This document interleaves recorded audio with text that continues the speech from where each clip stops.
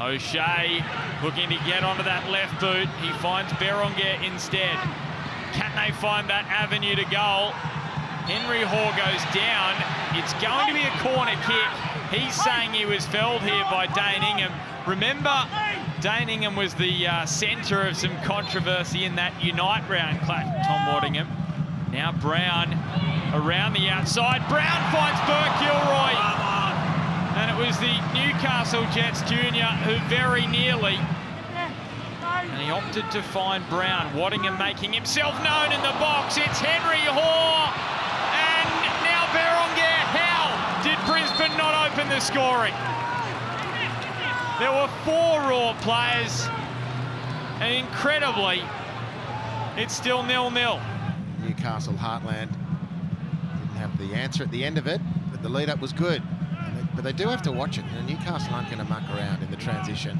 Mr. Matalopoulos there, he can be the game winner for the Jets. Taylor shifting it left and right. Clayton Taylor has arrowed it into the bottom corner. He's got goals in back-to-back matches. And Newcastle have stunned Suncorp Stadium. Clayton Taylor, I think, has stunned himself. It's 1-0 to the Jets.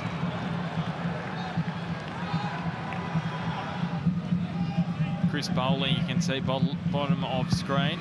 Set piece coach. Stamatolopoulos. There is sweet 16 for Stamatolopoulos. It's a record equaling goal, the most goals in a season by a Newcastle Jet. And now Aldred. Well, he got himself in a pickle. Stamatolopoulos bearing down on goal. He has got Piscopo. He uses Reno, who takes on Aldred, and he did almightily well, the Brisbane Roar captain. Needed to. Saved his own blushes. There's no doubt in my mind that Archie Goodwin has something very special to offer. Delivery is dangerous, and Ryan Scott, the informed goalkeeper. And I believe that was the Jets goalkeeper, Ryan Scott, who's now punching it away. O'Shea kept it down. Now a chance for Truan. Newcastle desperate. Brisbane wasteful.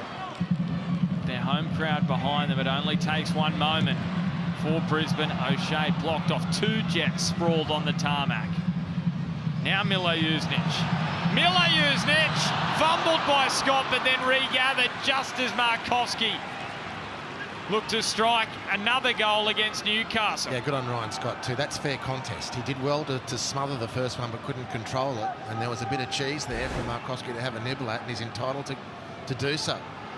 And he was gracious enough to realise that's fair game, youngster. To look for back-to-back wins, and it's Archie Goodwin. One-on-one, he links with Stamatolopoulos. Goodwin may yet get another bite at the cherry. Back to Hoffman. Well, how have Newcastle not scored? It was Brisbane in the first, now it's the Jets. Have a big impact on the title race. They've only lost 1 of their last 5 if they get the job done, which you'd expect them to now. And that was that late goal against Adelaide. So Grimaldi comes on, back from that knee issue for Stamatolopoulos. Defender on for a striker. Tells you where the Jets are at this point in the game.